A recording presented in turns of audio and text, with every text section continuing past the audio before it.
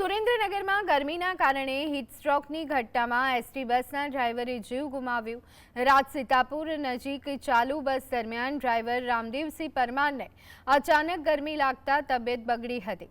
સમયસર સમજદારી દાખવી તેમણે બસ ઊભી રાખી દીધી, જેના કારણે બસમાં સવાર 42 મુસાફરોનો જીવ તે બચી ગયો।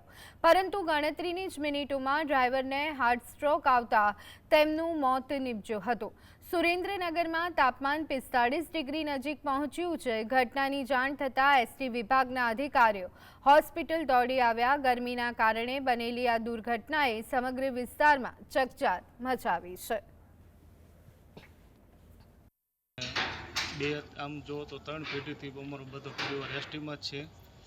મારા ભાઈ સુરનગર ડેપોમાં ડ્રાઈવર છે, જે આજ બપોરે રાવડી ઓદરનો ફેરો લઈને નીકળ્યા હતા અને અચાનક એમને એવું લાગ્યું છાતીમાં દુખાવો, તેમને સમય સૂચકતા વાપરીને બસ સાઈડમાં કરી દીધી અને 40 જેવા મુસાફરનો જીવ એમને બચાવ્યો।